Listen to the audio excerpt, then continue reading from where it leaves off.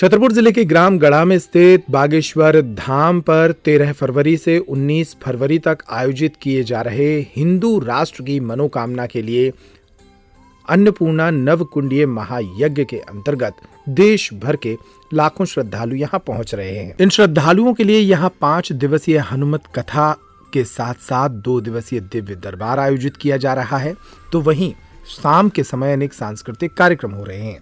इसी क्रम में बागेश्वर धाम के इस महायज्ञ के अंतर्गत पंडित धीरेन्द्र कृष्ण शास्त्री के संकल्पों की एक दर्शन दीर्घा भी बनाई गई है। गुरुवार की रात बागेश्वर धाम के पीठाधीश्वर पंडित धीरेन्द्र कृष्ण शास्त्री ने इस दर्शन दीर्घा का शुभारंभ किया। इस मौके पर उनके साथ दिल्ली के सांसद और बागेश्वर धाम के शिष्य मनोज तिवारी भी मौजूद रहे। दर्शन दीर्घा का फीता काटकर शुभारंभ करने के बाद पंडित धीरेन्द्र कृष्ण शास्त्री ने इसके भीतर भ्रमण किया और एक एक चित्र पर लिखे संदेश को पढ़ा। इसके बाद उन्होंने इस पर अपने विचार व्यक्त किए। बागेश्वर धाम की जय, सन्यासी बाबा की जय।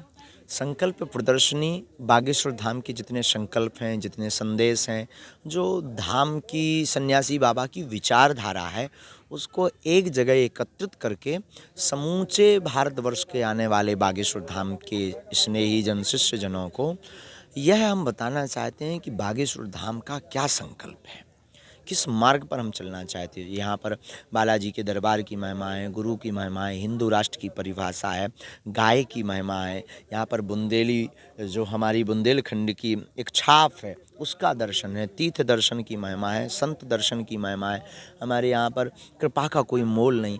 ये सभी संकल्प प्रदर्शनी में कन्या विवाह महोत्सव का क्या महत्व है, तो लोगों को ये तो पता है कि कन्यादान और उसका महत्व क्या है, गाय क्या महत्व है, वृक्षारोपण का क्या महत्व है, उनका एक छोटा छोटा जो सूत्र होते, विचार होते, उनको एक संकल्प प्रदर्शनी में हम रखवाया है। बागेश्वर धाम की पूरी टीम ने मिलकर के, बागेश्वर धाम परिवार ने, और निश्चित रूप से इन संकल्पों का अंगीकार करने से हमें लगता है बहुत से लोगों के मन की जो दुविधाएं हैं, अनेक प्रश्नों की, वो भी प्राप्त होंगी और जीवन में एक नई दिशा इन विचारों को पढ़ने से, धारण करने से खुलेगी।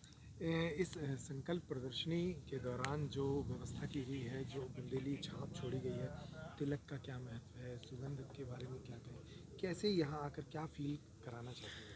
एक अद्भुत बात यह है कि संपूर्ण संकल्प प्रदर्शनी में जब आप प्रारंभ पर पहुंचेंगे तो पहले तो आपके मस्तक को ठंडा करने के लिए बढ़िया तिलक लगाया जाएगा, जो हमारे सनातन वैदिक धर्म, वैदिक पद्धति का एक अंग है और प्रमुख अंग है। जिस प्रकार अन्य धर्मों के लोगों को अपने धर्म का वस्त्र धारण करने में या कुछ लटकाने में शर्म नहीं, फिर हम सनातनी या वैदिक परंपरा के लोगों को, हिंदुओं को तिलक लगाने में क्यों शर्म। और इसका साइंटिफिक रीज़न भी है। दोनों भौं के मध्य आज्ञा चक्र में तिलक लगाने से याददाश्त बढ़ती है और सूर्य की सनलाइट जो होती है वो डायरेक्ट नहीं पड़ती है, इससे विस्मृति बहुत कम होती है। ये वैज्ञानिक तथ्य भी है। तो जैसे ही आप इससे प्रवेश करेंगे, फिर मन की शुद्धि के लिए एकदम बहुत आनंद आ गया, भाव विभोर विह्वलता, उसके लिए सुगंध की व्यवस्था है।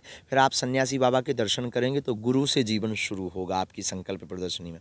फिर आपको बालाजी मिलेंगे, पहले गुरु मिलेंगे फिर बालाजी। बोले क्यों? बोले गुरु गोविंद दो खड़े, गुरु ही हैं जो गोविंद से मिला सकते हैं। डायरेक्ट बालाजी के दर्शन करवाते तो क्रम उल्टा होता, तो पहले आपको सन्यासी बाबा का स्थान मिलेगा, फिर बालाजी मिलेंगे, फिर गुरु गोविंद के बाद में फिर आपको पूज्य दादा गुरु जी मिलेंगे, आपको दो गुरु का सहारा मिलेगा, मध्य में गोपाल यानी बागेश्वर बालाजी मिलेंगे। आप जब आगे बढ़ेंगे तो प्रारंभ आपका गुरु महिमा से होगा और जीवन में हम इस प्रदर्शनी में आप एक बहुत अच्छा विचार पढ़ेंगे, त्रिदेव दर्शन। आइए करें धरती पर त्रिदेव दर्शन। वो त्रिदेव दर्शन क्या होंगे, उसके लिए आप जरूर प्रदर्शनी आए।